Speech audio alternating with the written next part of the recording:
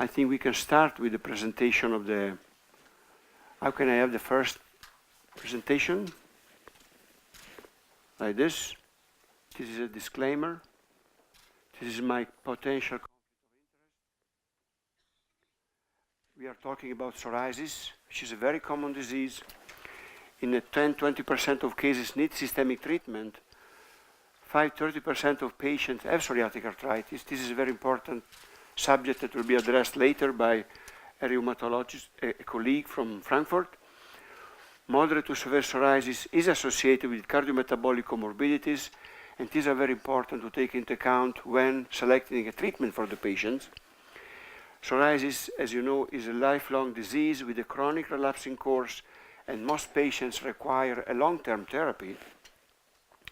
Biological treatments, however, are associated with high cost, and cost is a relevant constraint for the optimal treatment of in-need patients.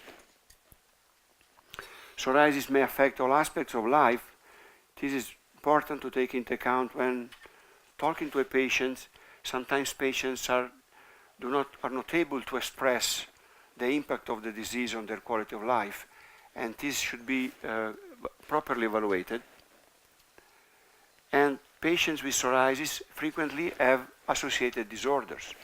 These disorders may come because of the sharing genetic predisposition, like psoriatic arthritis or Crohn's disease, or because of the effects of chronic inflammation, like cardiovascular disease or metabolic syndrome.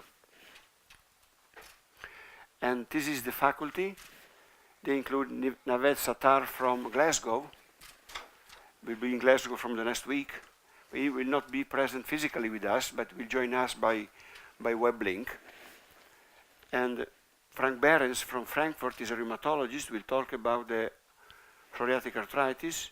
And Krisztina Gecse from Amsterdam, the Netherlands, will talk about Crohn's disease and the link between the skin and the gut. Having said that, I can start with discussing with you the current landscape of treatment in moderate to severe psoriasis. And there are many factors influencing psoriasis severity, which is not only body surface area involvement, but also the clinical presentation of the lesion, the localization of the lesion, the symptoms, the impact of the disease on the quality of life, the previous history of treatment of the patients, disease activity, the history of the disease, and the presence of comorbidities. So many factors to be considered when judging a disease as severe. Sometimes the factors contributing to disease severity are differently from the patient's or the doctor perspective. In this study, including quite a large study, including almost 400 dermatologists. For the dermatologists, the most important factors influencing severity was the localization of the skin lesions, but for the patients were the symptoms.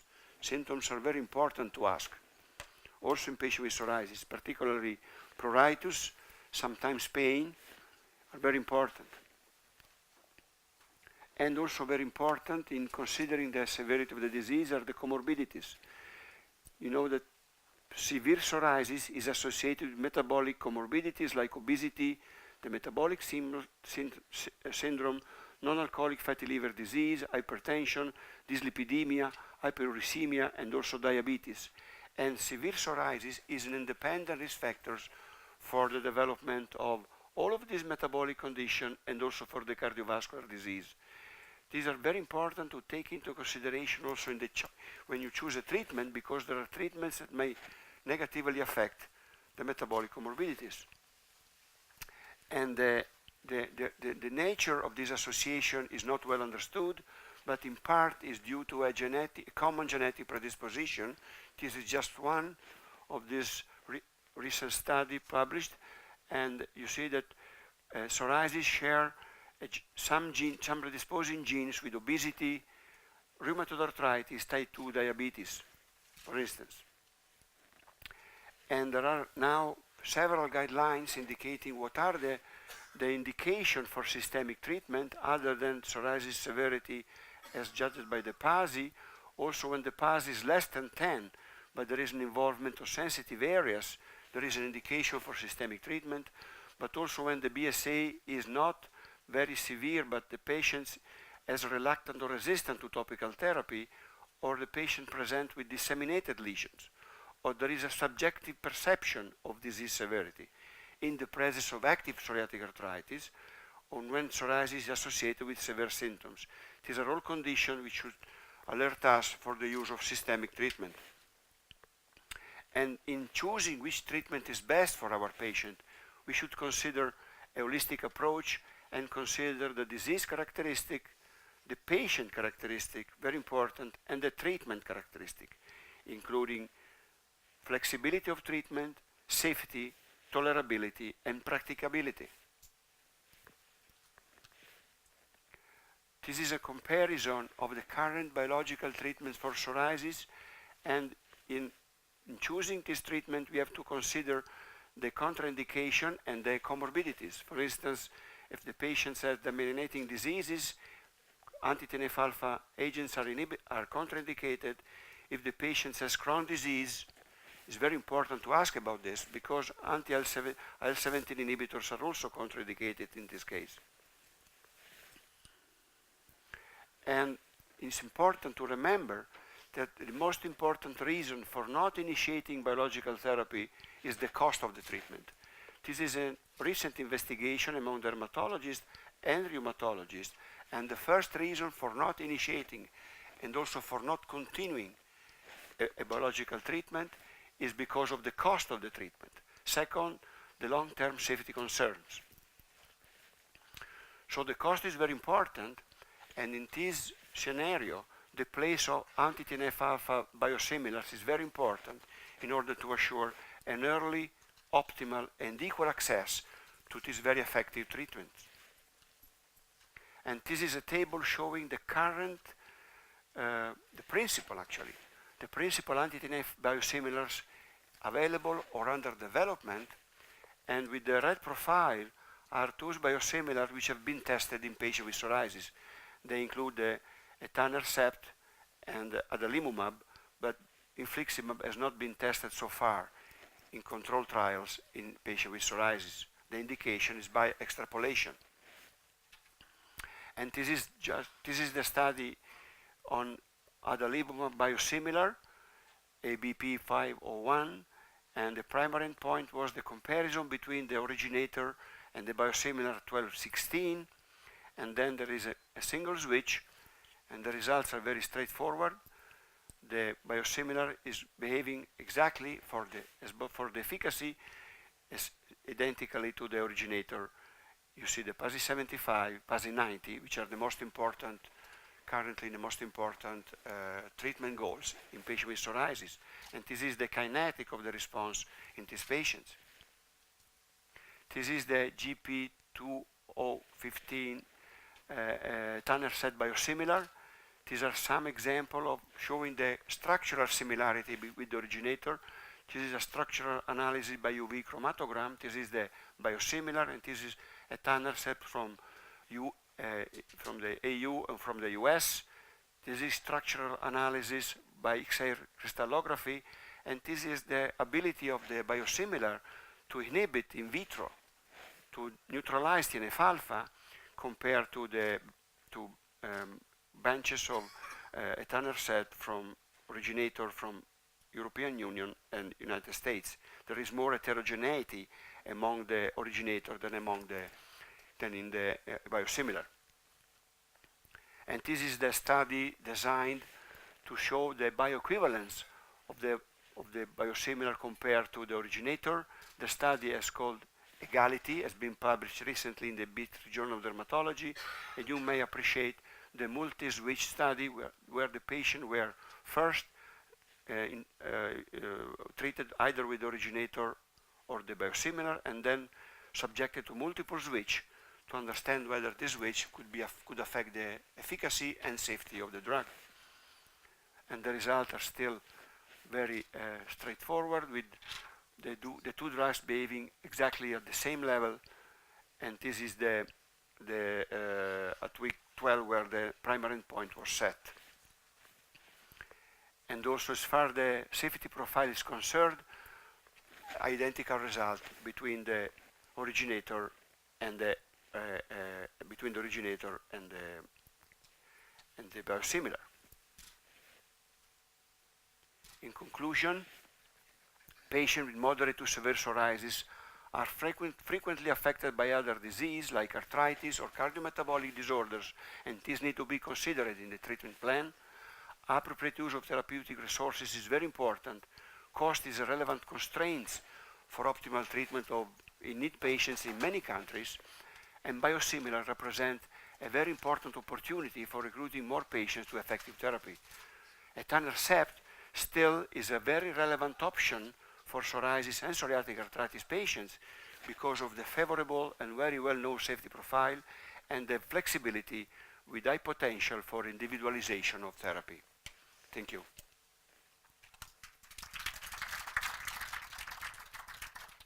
And now I will leave the word to Naveed Sattar from Glasgow. Well, thank you very much, everybody. So I'm going to cover the cardiometabolic risks in psoriasis and psoriatic arthritis. Next slide, please. So here are my conflicts of interest. I was involved in the EULA guidelines on CVD. I also wrote the ESC CVD prevention guideline aspect for rheumatoid arthritis, and my companies I've consulted for. So let's start off with a question.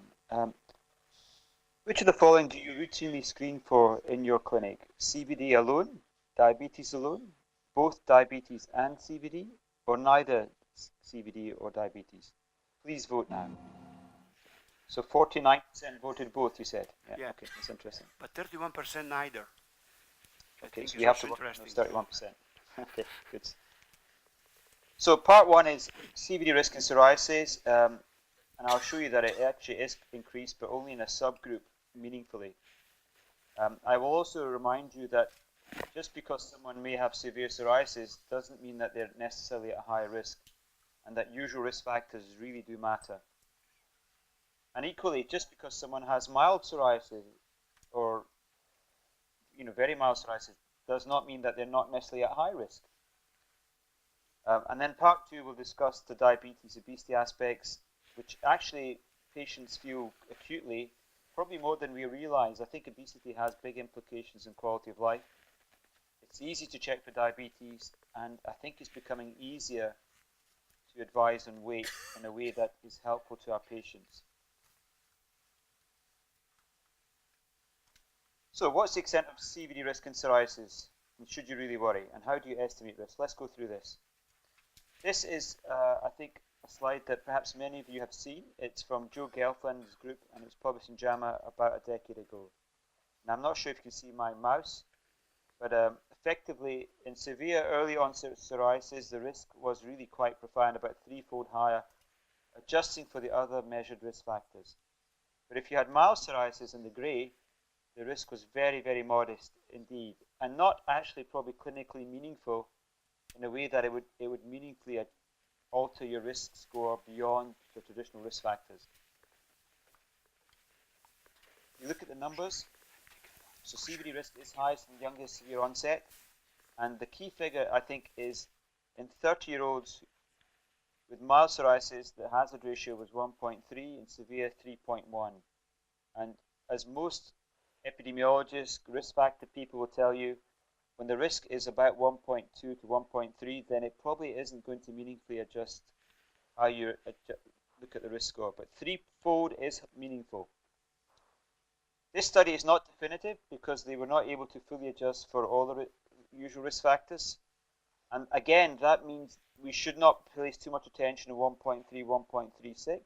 But threefold, I think, is the sort of severe early onset psoriasis is where the action is.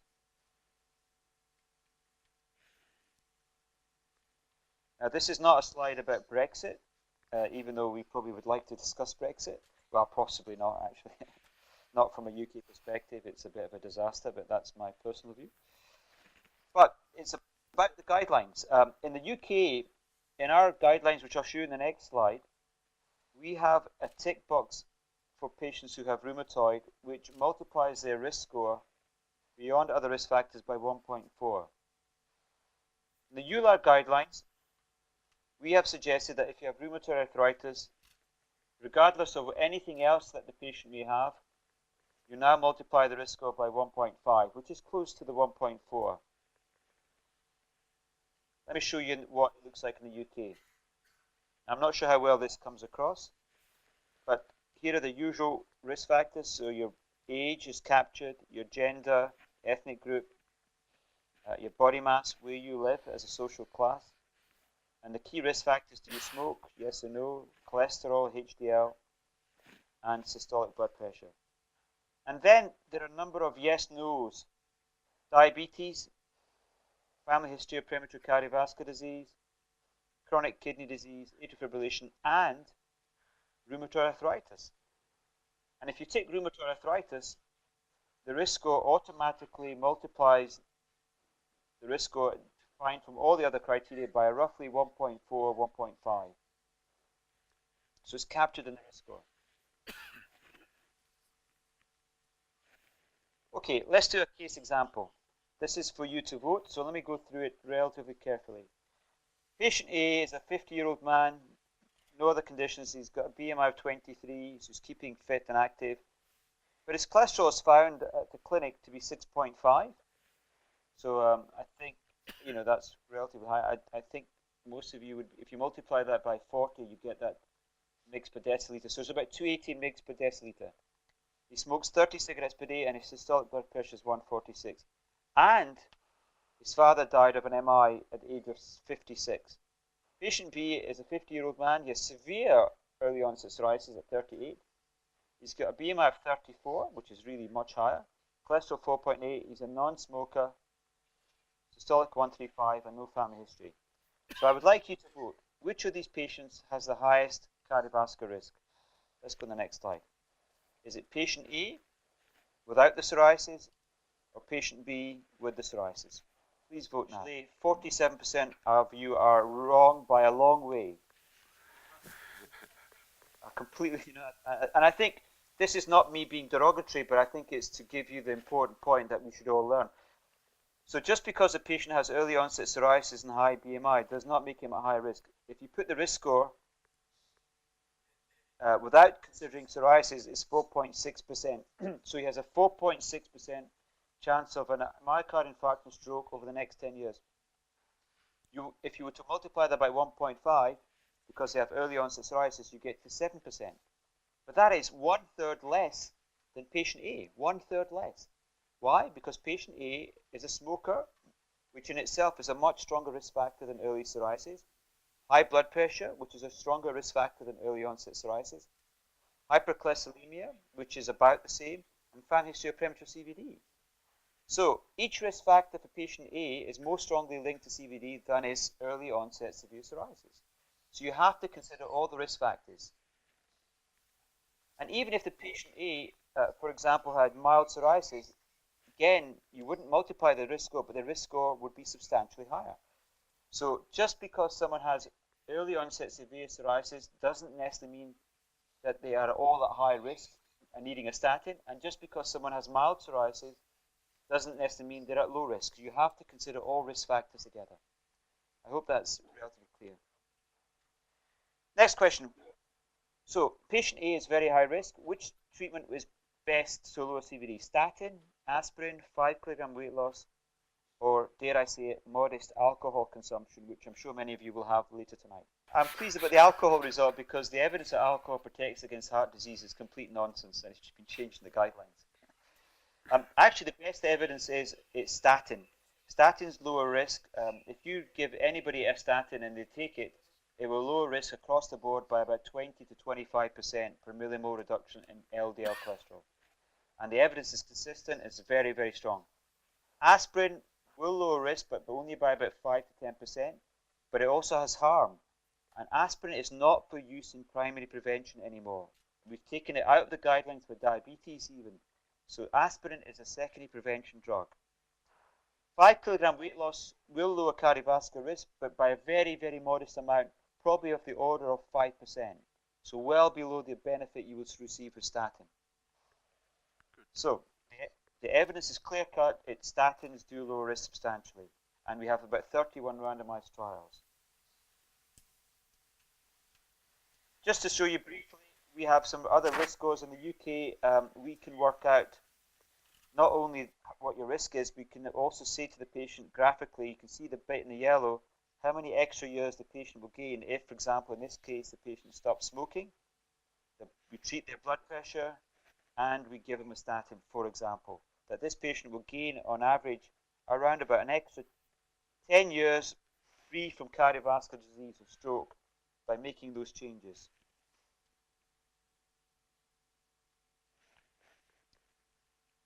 So, summary, CVD risk in psoriasis, the relative risk is higher in younger, more severe.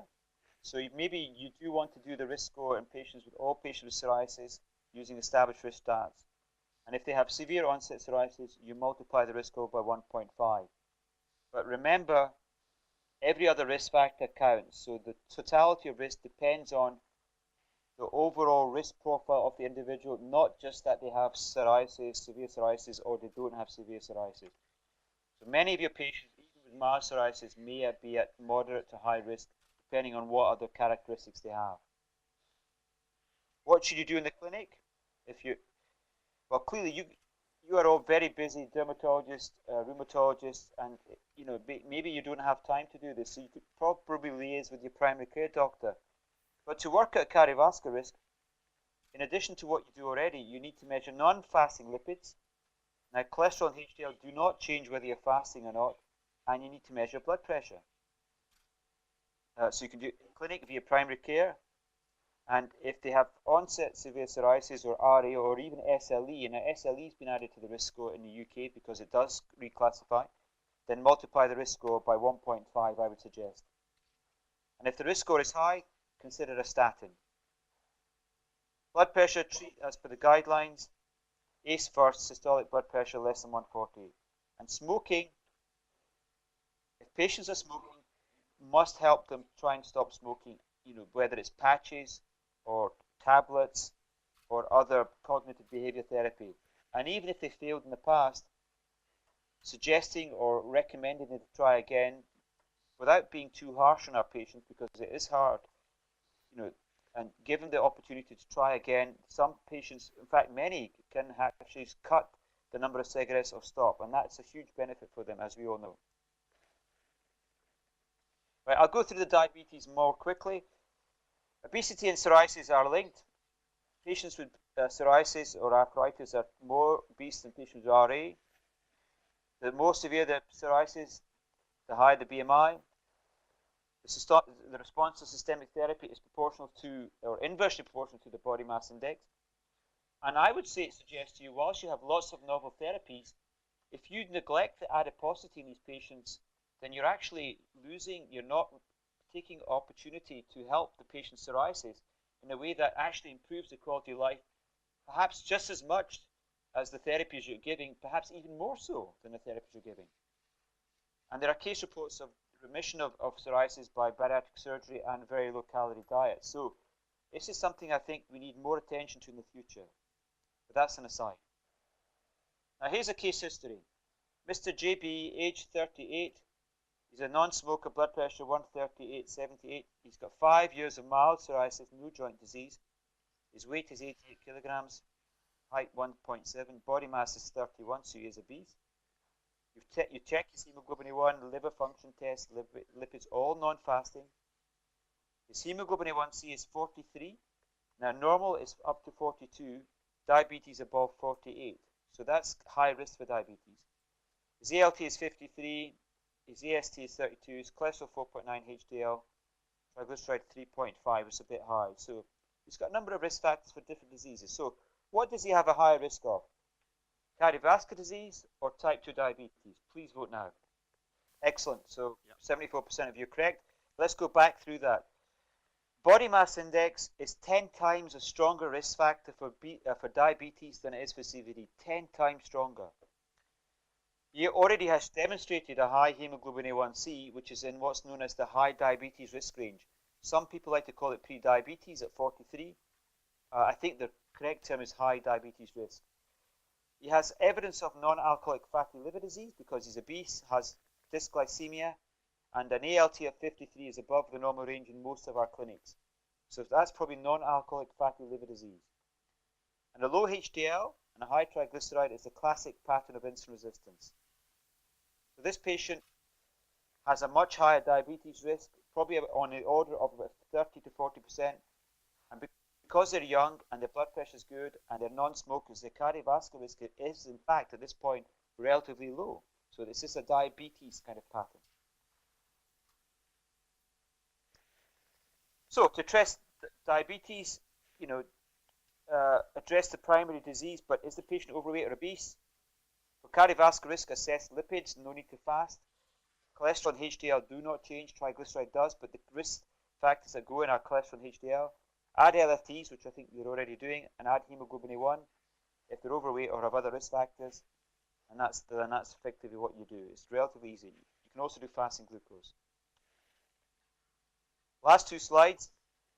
Remember obesity. In the UK, we say ask the patient whether they want to discuss their adiposity. And I know that you may not have time in your clinics, but it's probably something that I think dermatologists and rheumatologists need to get more familiar with, and I think I'm happy to give more talks in the future. I think that we can do this much better in a way that's collaborative with our patients rather than being, talking down to them. Assess BMI and give advice. And the new advice is 3% weight loss is realistic, making 1 or 2 small changes. And diet has to be first, then activity. Don't do both at the same time. Diet first. It's much easier to lose weight with diet changes than being physically active. Talk about smoking cessation and alcohol, sensible limits. So actually I'm going to skip this slide, but we can facilitate lifestyle changes. Many of the things I've discussed are in this review that we published in 2012. And the final slide, therefore, hopefully we're on time and not beyond time. Conclusions on cardiometabolic disease and psoriasis. So, for nearly all of your patients, either you yourself in your clinic, if you have time and the interest, and probably you should have the interest because it matters to particularly patients with severely who've had early onset disease. Assess CVD risk. Multiply the risk score by 1.5 if the psoriasis is early onset and severe. Use any risk score. All you need is non-fasting lipids and blood pressure, and if you're not going to do it, advise your primary care doctor to do it, your colleague. For diabetes, if they are obese or have other risk factors for diabetes, and the other risk factors include whether they're male, they have a family history of diabetes, certain ethnicities, or they have fatty liver disease or high triglyceride, then what you should do is add hemoglobin A1 when you're checking their non-fasting lipids, or you're measuring your kidney function, or it's easy to do. Or if the patient is fasting, do fasting glucose. The hemoglobin A1C is greater than 6.5, they have diabetes, and then you can refer to a dermatologist.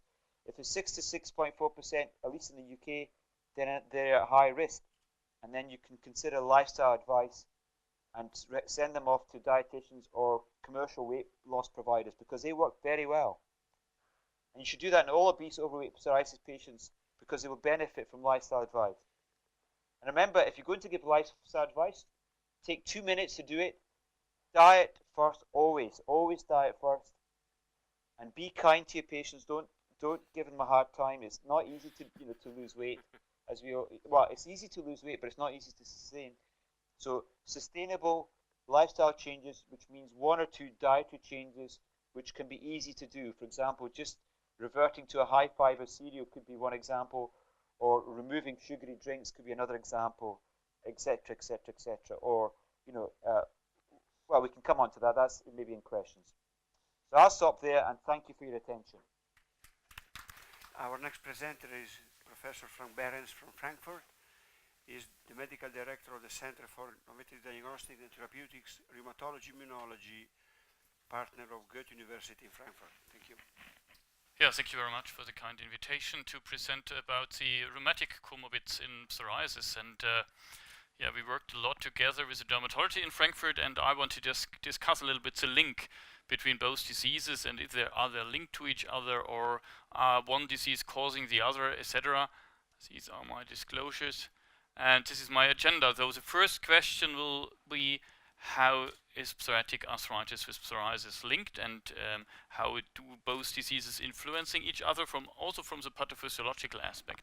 The second question then is how to diagnose psoriatic arthritis and what is psoriatic arthritis in patients with psoriasis, and I will discuss with you some of the issues and of course the treatment choice later on. So is psoriatic arthritis tightly linked to psoriasis? And you would say yeah, for sure, because this is a name-giving disease. Psoriasis means psoriatic arthritis, so therefore it seems to be that psoriatic disease, the psoriasis of the skin, is an important condition for psoriatic arthritis. So you're challenging me here. So this is a slide everybody is familiar with. Normally we have first psoriasis of the skin, and later in disease course patients will developing PSA. So, and the next question is then, if so, is disease duration of psoriasis of importance for developing PSA? Which means if you have a patient in front of you, always treating them for psoriasis for decades, is this patient on risk for developing PSA or not? And this is the interesting analysis in 2010 showing the incidence of PSA developing linked to disease duration for psoriasis. So every of the orange bars means the percentage of patients who develop in PSA in a specific year of disease duration of psoriasis. And the interesting thing is that those patients who had only 1 year of psoriasis have the same probability to developing PSA than those having 27 years of psoriasis. So why do I highlight this slide? Because for you it's really boring, because you have to ask your patient for joint symptoms at every visit. It's maybe boring for both the patients and you as a treating physician. So if the patient came in, psoriasis is well controlled, and you ask him, do you have any joint complaints, any restrictions in joint movement, pain, etc. And that you ask me this stupid question for the last 15 years. I always answered with no. But you have to ask it at the next year in the same way, because then the patient coming up with the same incidence at year 16 compared to the first year. So this is a challenge, because we know as rheumatologists that you are aware of the link between psoriasis and psoriatic arthritis, and therefore you ask your patients about joint symptoms at the first visit. But you will not ask them at the 15th or 25th visit, but they have the same risk compared to those who previously visit you for the first time. So, and the other interesting point of this slide is you see this line, and maybe if the patient had 150 years of psoriasis disease course, maybe the line is up right over here, and then 100% of the patient will have PSA. So will every patient developing PSA if he lives long enough and has long enough psoriasis? Yes, no? No. Why? Maybe, of course, after 30 years we have 20% of psoriatic arthritis. 30 years of psoriasis is linked to 20% patients with PSA, which means 60 years of psoriasis is 50%, 90 years of psoriasis career is increasing 75%, and you can continue, and then at the end you are on 100%. Because you see, there's no plateau. There's no plateau over time, and maybe then every patient will developing PSA if he becomes 200 years old with a 150 years disease duration for psoriasis, hypothetically. So if so, then we have the same disease, but one symptom comes later in disease course. Is this the same disease? These are data on psoriatic arthritis and psoriasis and different other arthritides gene expression profiles. So you check what kind of genes were up or down regulated in different disease conditions or different tissues. And the challenging aspect of this paper is to normalize for the differences in different tissues. If you compare different tissues, you can imagine you have different T cells in a synovium compared to a skin, and you will not find keratinocytes in a synovium tissue of a joint. So you have to normalize it for different cell groups in different tissues. But the key message is that the gene expression profile of the synovium of the joints of PSA is tightly linked to the gene expression profile of the psoriasis of the skin, and much tighter linked compared to other arthritides like rheumatoid arthritis. And this is an important lesson for us as rheumatologists to learn, that we were tighter linked to your disease as dermatologists than to other rheumatic diseases where we were more familiar with, like systemic lupus or rheumatoid arthritis. And interesting, lupus is more linked to RA than PSA. Maybe it's okay because for us, lupus and RA are more autoimmune diseases, while psoriasis and psoriatic arthritis more auto-inflammatory diseases, because we have autoantibodies in lupus, ANA, rheumatoid factors, anti-CCP antibodies, and all these things. Maybe this is a reason why we have more autoimmune diseases versus inflammatory diseases. But important thing, because now we have learned that we have some drugs which works pretty nice in different arthritides, like anti-IL-6, but not working in psoriatic arthritis and not working in skin disease. So if I, as a rheumatologist, have a choice to choose either a drug which works fine in psoriasis for PsA patients compared to a drug which works fine in rheumatoid arthritis, maybe it's better to choose a drug which works fine in psoriasis compared to a drug which works fine in RA. So, looking to different single nucleotide polymorphism, you know that different changes in genes, alleles, are linked to different diseases, not as a monogenetic disease, but different SNPs, single nucleotide polymorphisms, are linked to different diseases. And you can do you can have different hypotheses. The one is PsA is part of the skin psoriasis, which means that every gene of the psoriasis which is linked to psoriasis is also linked to the arthritis, and vice versa. Every gene of arthritis is linked to the genes of psoriasis. Or we have only an overlap of different diseases, and therefore we have common single nucleotide polymorphisms and others who differ between disease if it's not the same disease. And if you want to learn something about genes, go to Iceland. Because in Iceland you have a limited genetic pool. Only 2 families from Italy, from Naples, came by sea to Iceland and widely distributed her genetic material all over Iceland many, many years ago. So, but normally it's a more homogeneous pool of genes in Iceland, and then you can check for the risk for developing different diseases in a first, second, and third degree family member. And so, if your father or mother have psoriatic arthritis, you have a 40% increased, a 40-fold increased relative risk to developing PsA compared to someone where parents were not affected by PsA, which showing that a relatively strong genetic link, because if it's not genetically linked, why should they be affected of a disease where the father is affected or mother is affected? And you can see on different degree levels how it is linked compared to healthy people and healthy parents compared to the second generation. So, and now the question is, if psoriasis and PsA is more or less the same disease, then you have the same genetic link between parents and first degree, second degree members alike in PsA, and this is not the case. So, to compare with psoriasis, you have only a 4-fold or up to 10-fold increased risk to developing psoriasis if your father or mother has psoriasis, compared to a 40-fold increased risk to developing PsA, which shows that we have a tighter genetic driven disease by PsA compared to psoriasis. And this is another example. There is, for example, as a PTPN22 risk allele in the whole genome scan for PsA, which is only present in PsA but not in psoriasis, and is an loss of function mutation for the T-cell receptor repertoire and directly linked in change in signal transduction intracellularly.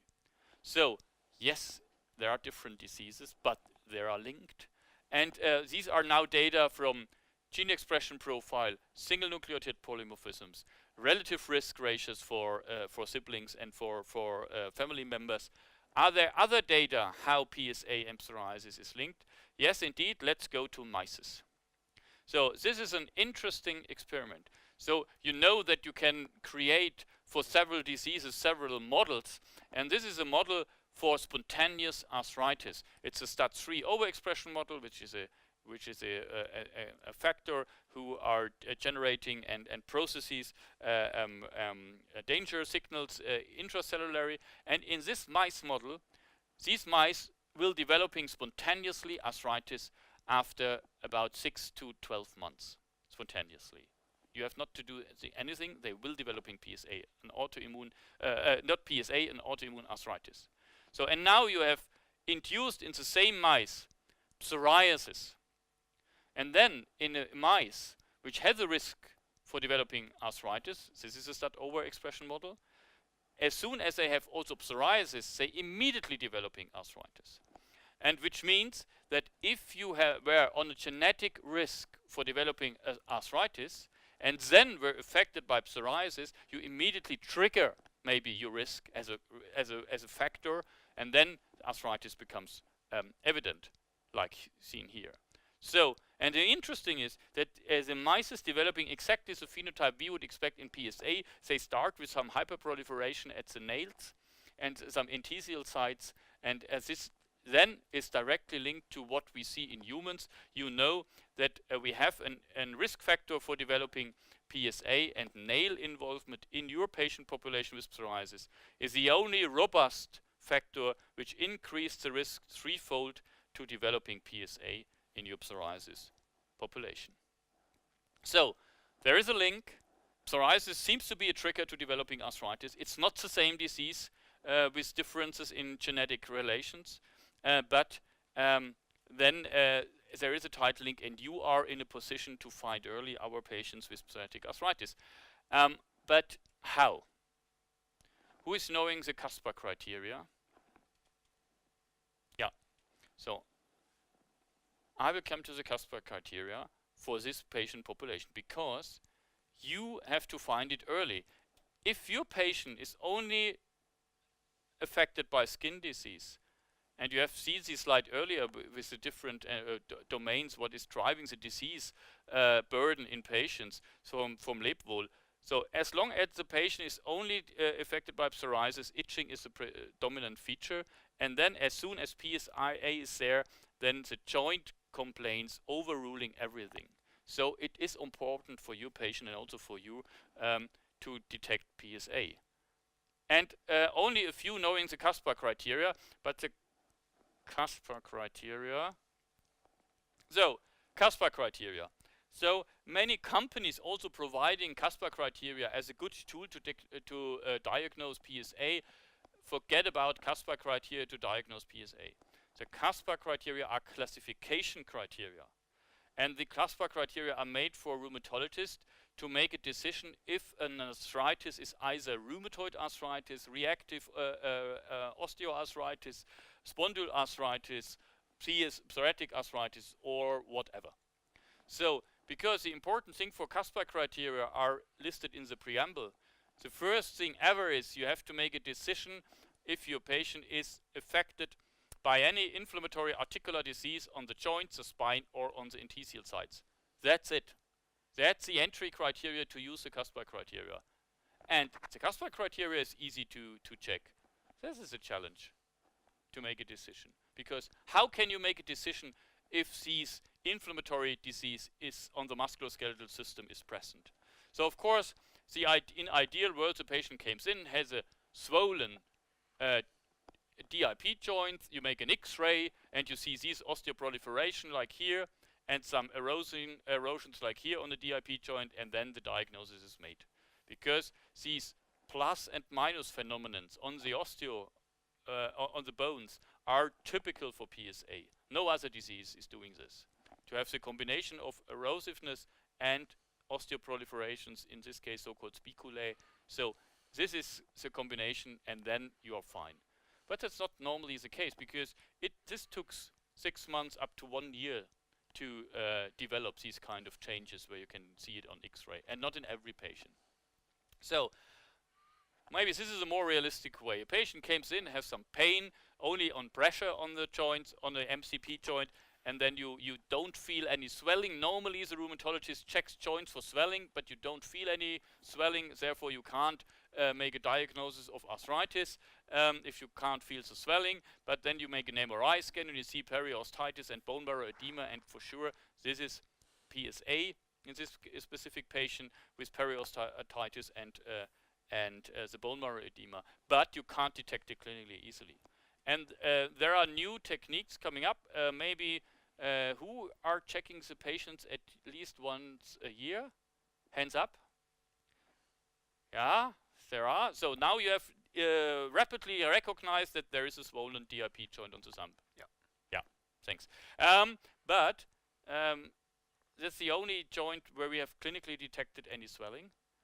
And if you're doing fluorescence optical imaging, you inject ICG, which is widely used by our ophthalmologists, and then you put it in a machine and you see these fluorescence signal, and you see now at the MCP also some inflammation, and you will not detect it clinically. So what does it mean? Is this PSA? At present we do not know. Of course this is PSA, the thumb, and it's confirmed here in the technique, but we do not know what this means, the subclinical inflammation. And if you check it systematically, there is a trial running and finalized right now where dermatologists send psoriasis patient with nail psoriasis and or joint pain within the last 6 months to rheumatologists, and they examine these patients, and then you have 32% of active PSA by clinical examination, CE. I think this is what we can expect. Around 25 to 32, whatever percent of your patient with psoriasis will have clinically active PSA. But then, of course, we have a patient which is negative in clinical examination. But if you check it by this fluorescence optical imaging or ultrasound, you find in another 46% of those patients some hints of inflammation in imaging. Will you treat them? We do not know. And only 22% of your patients have psoriasis only, where you can't find any signs of inflammation at the musculoskeletal system by either clinical examination or imaging techniques. So, and this is a challenge in the future, when to treat. Ideally, you cure psoriasis, and those patients with a genetic risk for psoriasis will not be triggered by psoriasis, and then will not developing PSA. So, you have to cure psoriasis. Is this fine if you control? No, it's not. Because methotrexate is widely used in the past, and of course methotrexate can have positive effect on psoriasis, but will not reduce the risk for developing PSA. So now if you have detected these kind of inflammation, and a rheumatologist or you decided, yes, it's active synovitis, it's an active disease or active enthesitis, what is your treatment choice? And what we have learned in the past, you can use several drugs, and these are the orals as a starting point, because we in rheumatology start with a conventional synthetic DMARD, CS-DMARD, this is the wording right now, and you have several one, but they have different effect sizes on different manifestations. Cyclosporin is fine psoriasis, but not relevant for arthritis. Leflunomide is fine for arthritis, but not relevant for psoriasis. Sulfasalazine is a drug where you can use in rare cases in PSA, maybe in pregnancy, etc., because it's not teratogenetic, and therefore you can use it, but it doesn't work for psoriasis. And so on. Methotrexate is maybe in the same effect size for psoriasis and psoriatic arthritis, but with limited evidence about the effect sizes in arthritis, much better evidence in psoriasis. And then there are the CRAPA recommendation. CRAPA is a group of research and assessment in psoriatic arthritis and psoriasis, internationally working group, and they have listed the evidence of different drugs for different manifestation, because it's not only that drugs differs according to evidence for effectiveness between psoriasis and musculoskeletal system, but also within the musculoskeletal system it differs a lot. And therefore this is the evidence. What can you choose for peripheral arthritis? You can choose one of the synthetic, conventional synthetic DMARDs like methotrexate, or the biological DMARDs. The evidence, for example, for peripheral arthritis is much better for leflunomide compared to methotrexate. If you have axial disease, forget about conventional systemic DMARDs. Only non-steroidals are effective, and then followed by biological therapies, especially with anti-TNF and IL-17. So if you have enthesitis, again, forget about methotrexate or oral DMARDs. Only NSAIDs or biological DMARDs are effective. And if you have dactylitis, there are weak evidence that you may allow to use one of these, but only for a short period of time. Often you have to use biological DMARDs to get an effect on dactylitis. So if you prescribe methotrexate for psoriasis plus enthesitis, this is without any evidence, just to be crystal clear. Yeah, it's only for peripheral arthritis with weak evidence. So, because we often see that our dermatology colleagues are happy to prescribe methotrexate because it's a well-known drug working in rheumatic conditions. That's correct, especially in rheumatoid arthritis, but with weak evidence for PSA. And don't prescribe methotrexate and think everything is running fine with the rheumatic conditions. You have to recheck. And in CRAPA, you have not listed these different drugs about effect sizes, only if there is evidence for effectiveness. There's another paper published together with my dermatology colleague, Diamantacci.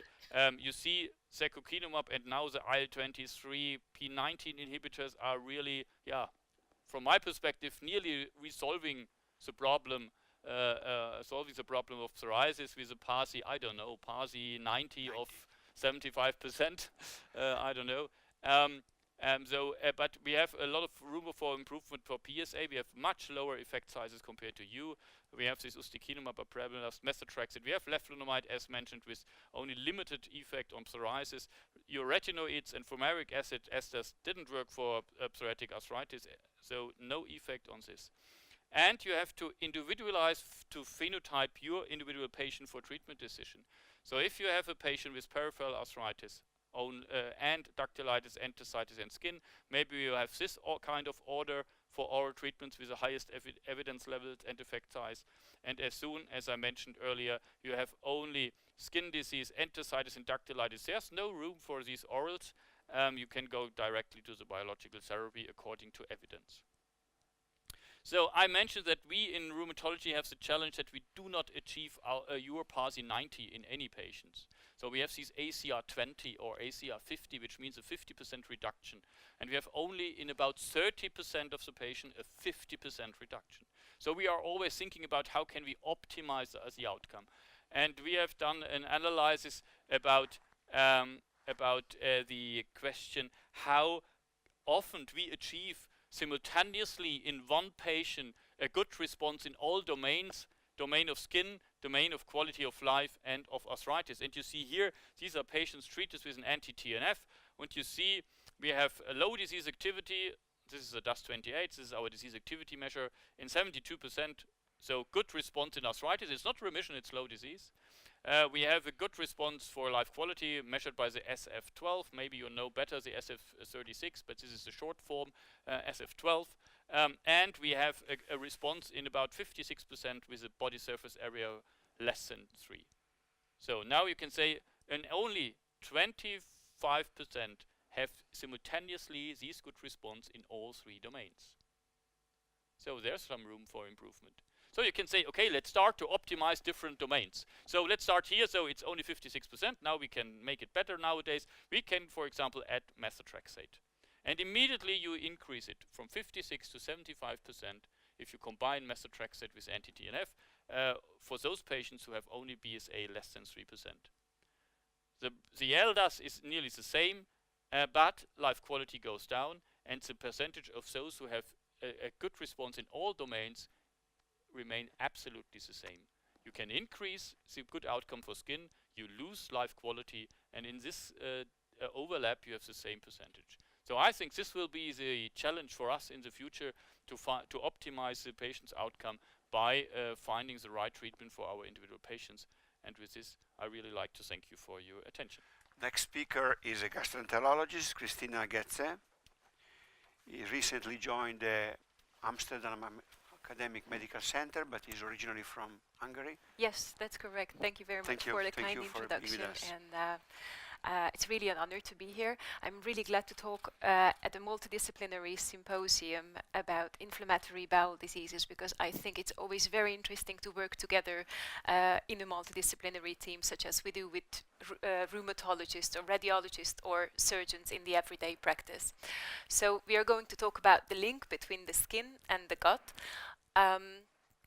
These are my disclosures, and these are the cornerstones that we are going to cover today, starting out with a case study. We are also going to talk about the etiology of IBD and the natural course of the disease, so what actually happens in inflammatory bowel disease.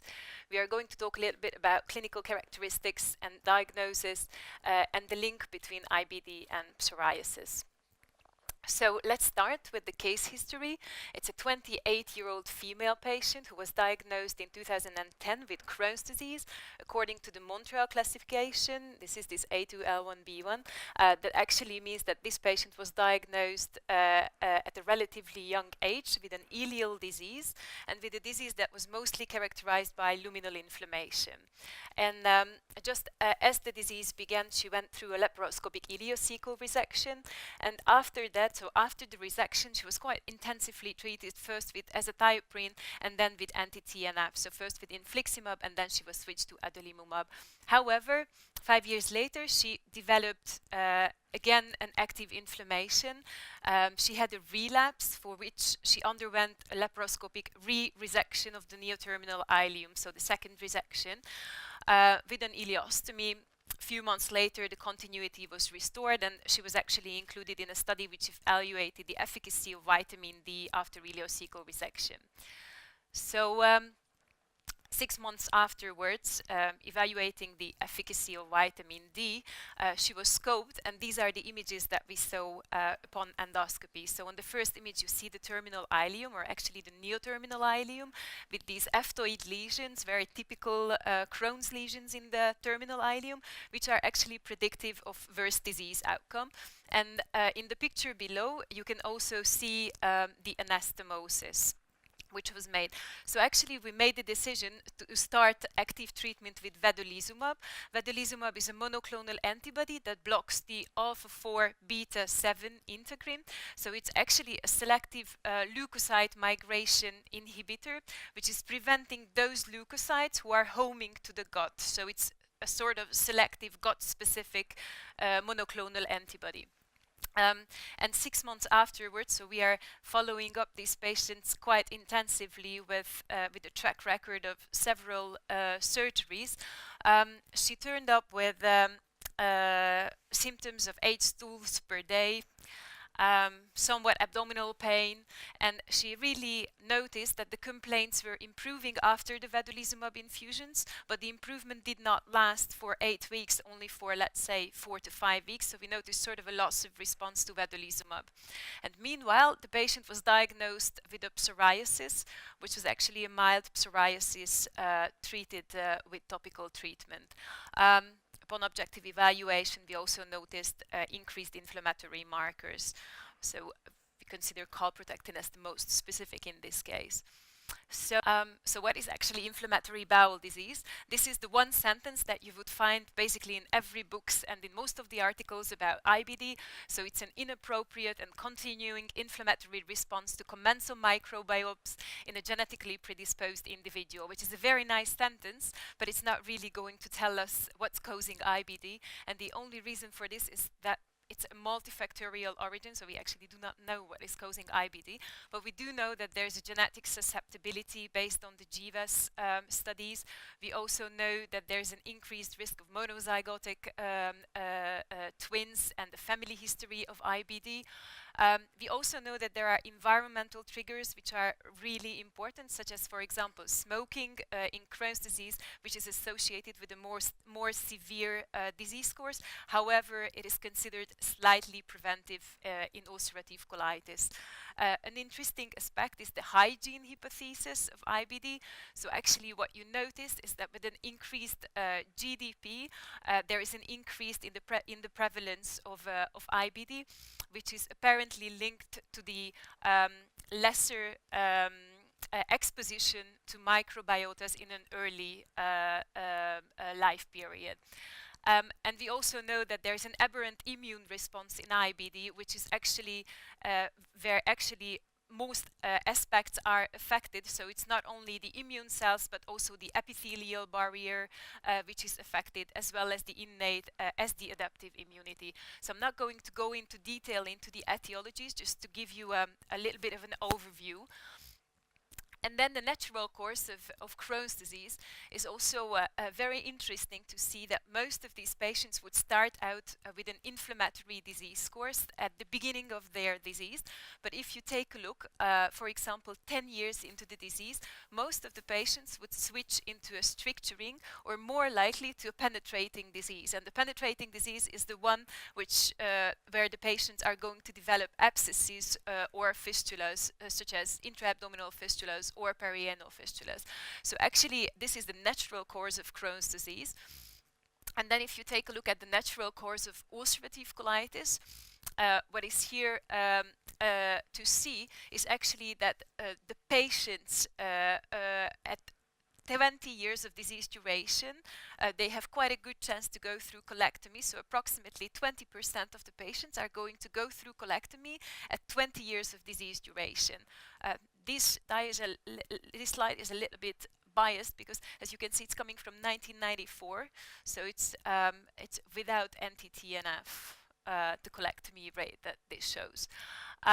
And how about disease course in IBD? So actually there are two scenarios where we can classify most of these patients. One of the scenarios is that the patient has a very extensive disease severity, so an initial high activity, and then the disease becomes milder or in the remission, so scenario 1.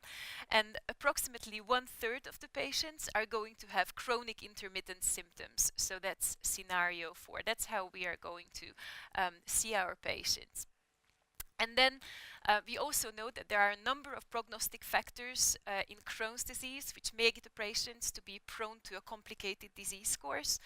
And these are if they develop the disease at the young age. So we have the patients who are transferred from the pediatric gastroenterologist. We see lots of complicated IBD patients, smoking, as we mentioned earlier.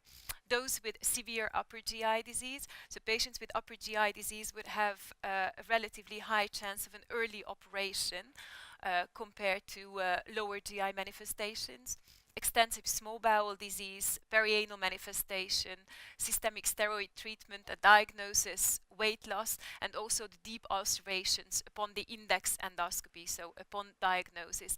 And actually, so if you take a look at the patients, almost all of your patients would fit into one of these categories, but you also have to consider those, let's say, 10 to 20% of the Crohn's patients who would do just fine and have a relatively benign disease course. So the characteristic features of IBD. This is really just a reminder. You probably heard them all and seen them all. But the most important is that Crohn's disease is a segmental disease which can affect any segment of the gastrointestinal tract. Actually, upper GI manifestations are relatively common. And the most common location of Crohn's disease is in the terminal ileum. That happens in approximately 40% of Crohn's disease patients. Crohn's disease is also can be associated with strictures or penetrating complications, as mentioned earlier, such as fistulas or abscesses. And then ulcerative colitis is really a continuous disease which typically starts in the rectum and then continuously spreading upwards. Normally in a non-treated UC patient, the most severe location would be the rectum, and then it would get milder as you go further up into the colon. It's usually not associated with an ileal involvement. It's actually very rare that patients have sort of a backwash ileitis, which is associated with a pancolitis. So if they have a severe inflammation of the whole colon, then the Bowel valve opens and they have a secondary backwash ileitis, but not primarily. And the signs and symptoms are really something which should be kept in consideration.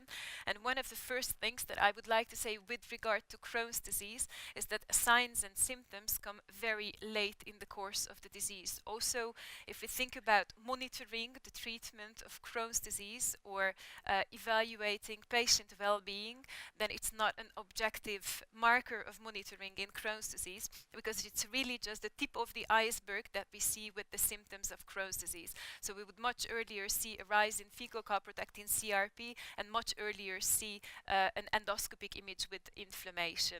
So it really comes in a later phase, typically with abdominal pain, systemic symptoms of weight loss and malaise and anorexia and fever. And with regard to UC, actually symptoms in UC much more correlate with the disease course. So if the patient has a relapse, then it would be manifested by the clinical symptoms of the patient, by rectal bleeding or abdominal pain. And again, the systemic symptoms. So I think this is really important. What are the clues to diagnosis and what would be relevant to your everyday practice if you suspect that a patient might have an IBD? It is chronic symptoms that the patient would have, so usually like a diarrhea which lasted 6 months long and it's still not diagnosed. If the patient has systemic symptoms, it occurs at a young age, and the patient has a family history of IBD. The family history would be present in approximately 30% of the patients. And of course, it's associated with signs of inflammation. Again, I would be a little bit careful here, because there is a subgroup of Crohn's patients who do not develop a high CRP upon disease activity. So fecal calprotectin is actually a better marker. And just to show you a couple of pictures about endoscopy. So this is a normal mucosa in the colon. You can very nicely see the vascular pattern of the mucosa. And then you can compare it with this of a UC patient. So you can actually appreciate that there is no vascular pattern left. It's a very friable mucosa, which is friable spontaneously or upon the touch of the scope. And on this third last picture, you can appreciate the deep ulcers. This was actually a patient with a very severe colitis. So this would be like the most severe endoscopic picture that you could see. And then if you compare this of an endoscopic image from a Crohn's disease patient. So the first one is actually of the terminal ileum. Again, you see the serpiginous ulcers with deep ulcers with completely no normal mucosa in between. On the second image, you see the Bowel valve, and you see that it's completely open, so there is quite a bit of structural damage already. And then on the last image, it's from the descending colon of the patient. So you see that the inflammation is somewhat milder, but it's very typically these punched out lesions that you see upon endoscopy.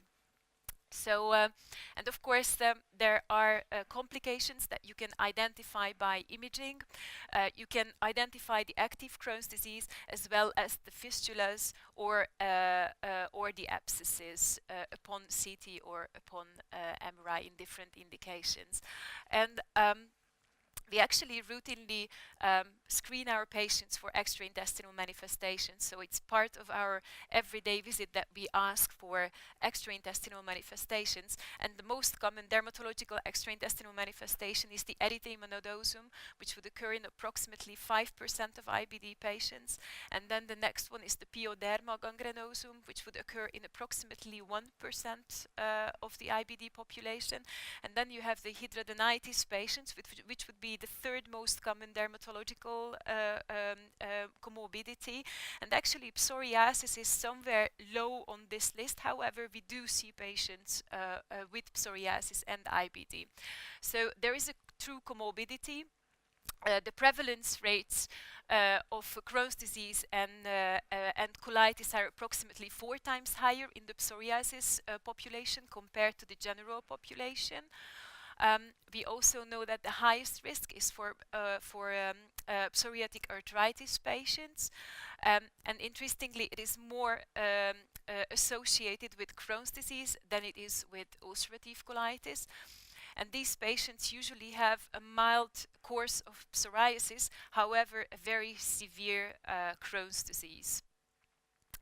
Of course, interestingly, there are certain pathways in the pathomechanism which are shared in IBD and in psoriasis. So it was a very plausible let's say attempt to try interleukin-17 inhibitors in IBD as well.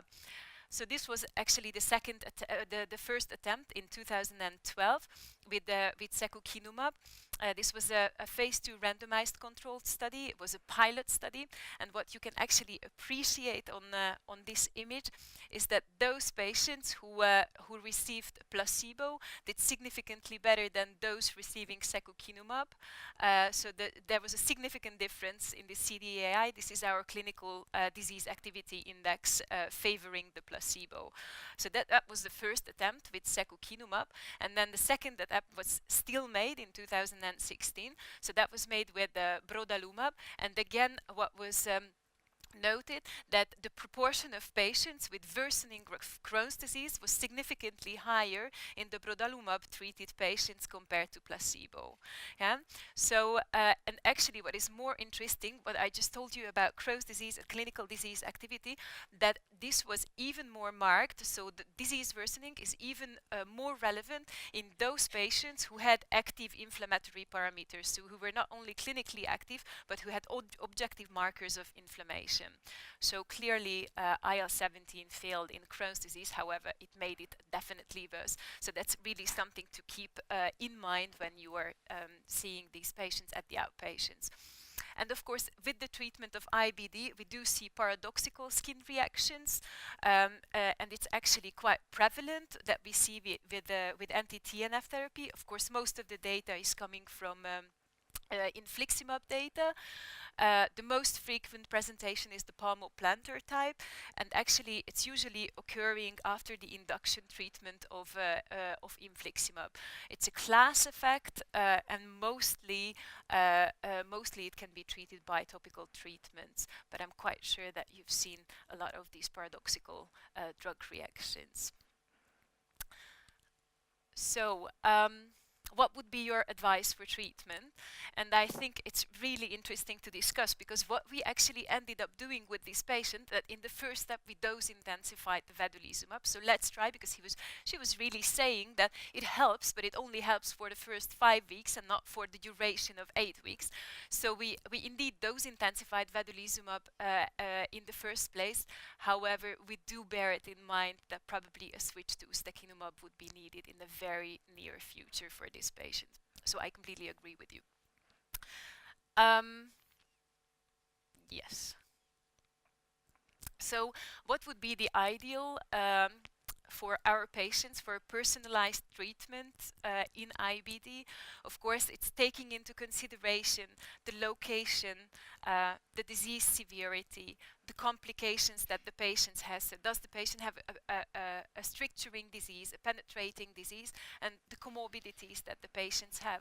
And with this, we are going to end up with a very large patient spectrum, for which optimally, in an ideal world, we could take biopsy samples or serum samples, or simply like a stool test, and we could evaluate which would be the best optimal treatment for our patients given this spectrum.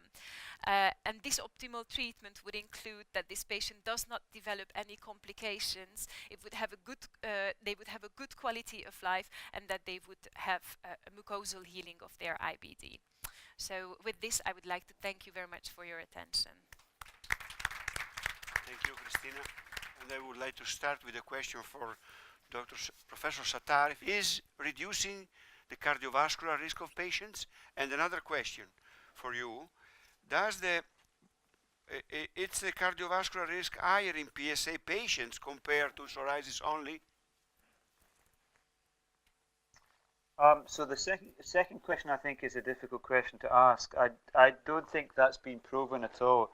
I think all we can say definitively is that if patients have early onset severe psoriasis or psoriatic arthritis, but it has to be early and severe, then the risk is meaningfully higher, and then you should multiply the risk score that you work out by 1.5. My gut feeling is, if you have arthritis, it possibly is high, but we just don't have good epidemiological data to really go there. So for now, early onset severe psoriasis is where you multiply, but you should risk score all patients at least once every 5 years so that we're not missing patients who have treatable high cardiovascular risk based on lots of other risk factors, if that makes sense. I didn't understand the first question, sorry. The first question is if you treat effectively severe psoriasis, can you reduce the cardiovascular risk of these patients? Absolutely. So here is the big paradigm. You know, there's tons and tons of observational data, and you've got to treat it with a pinch of salt. But I think it makes sense that if the route of travel is from systemic inflammation to enhancing cardiovascular risk, which I think it clearly is, and there's lots of biological evidence that might be the case, if you dampen the primary disease, such as rheumatoid, and actually we see now, I think some of you may be aware of the CANTOS trial, which was not done in autoimmune population, but it's the first proof of concept in a randomized trial that dampening inflammation lowers CVD risk. So taking CANTOS, taking the observational data on TNF blockers, taking and also some surrogate biomarker data, some risk factor data, dampening inflammation will lower CVD risk. Now, it doesn't mean to say if you have somebody who's got severe early onset psoriasis and you treat their disease very well, it doesn't mean to say that the risk will be completely abolished, because they may also be smokers and have hypertension. So you need to still think about those things. But the dual overall effect is, as we need as a community to treat their inflammation, which you're doing anyway, and on top of that, for those people who've got high cardiovascular risk based on their CVD risk profile, you also need to treat that in those patients who are eligible and high risk, if that makes sense. Thank you. I have now two questions for the rheumatologist from Behrens. First, this is a weird question, but it's nice to understand. Can be a symptomless subclinical arthritis, irrespective of being psoriatic or not, completely painless? Yeah. So there are data from UK, Laura Coates data. You have checked a few painless inflammatory musculoskeletal signs. Yes, there are. It's about 14%, if I remember the numbers right from Laura's data. The question now is, what does it mean? Will pain later come when the inflammatory signs is increasing?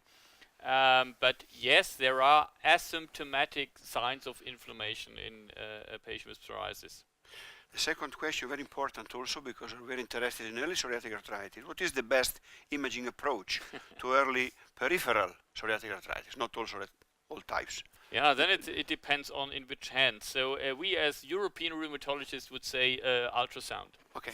For peripheral arthritis, because it's easy accessible. If you go to US, nobody will use ultrasound because it's time consuming.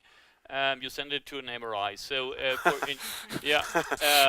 that's the difference. So we try to train our US colleagues for ultrasound, but they ignore absolutely, because MRI is also fine. So I didn't know for early detection and signs of inflammation, MRI and ultrasound for peripheral arthritis is crucial.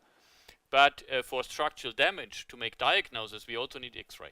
Okay, thank you. Very, very straightforward question. May I maybe ask a question? Only if it's written. Only if it's written. No. Yeah. No, because I think it was really interesting what you just said about the subclinical and whether it's really relevant and whether we should treat that. So what would be your treatment target in these psoriatic arthritis patients? So at present, the definition of the disease is a clinical disease. So and you can ask me, when is PSA present? It's when the rheumatologist says, yes, it's PSA. And of course, you can imagine, normally it's a clinical diagnosis, so you must find synovitis, enthesitis, or something like this present in your patient. But you can imagine, I press a joint and I can't feel swelling. But if I have an MRI picture of the same finger, and I see that there is synovitis in the MRI, maybe I get more sensitive fingers. And if I check it again, and then I feel the swelling. So this is how it happened in daily practice. So if you find inflammation which persists over time, I think this is an important point, because we do not know. There are studies out on psoriasis patient having whole body MRI in several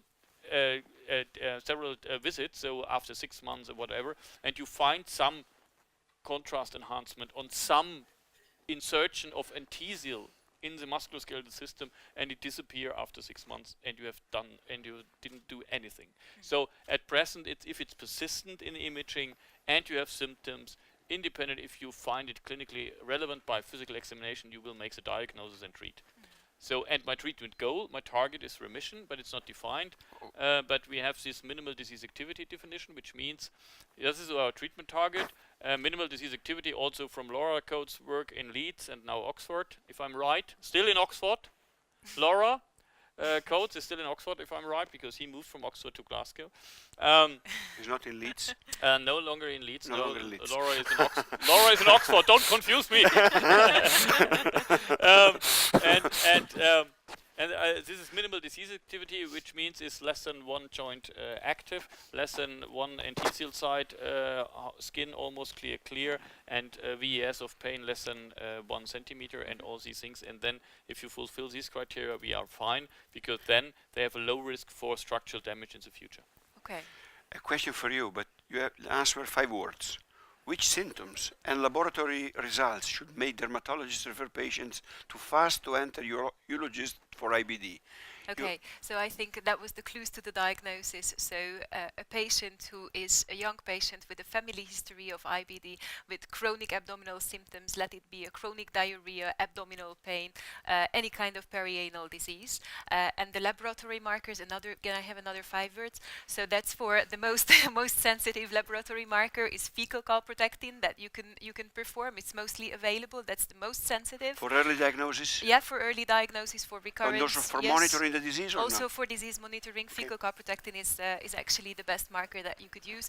And the blood markers, so CRP, leukocyte count, sedimentation, they are less sensitive, especially in Crohn's disease. Thank you. I think we are 6:29, perfect time. We can conclude the symposium. Excuse me. The evaluation form. Excuse me, please.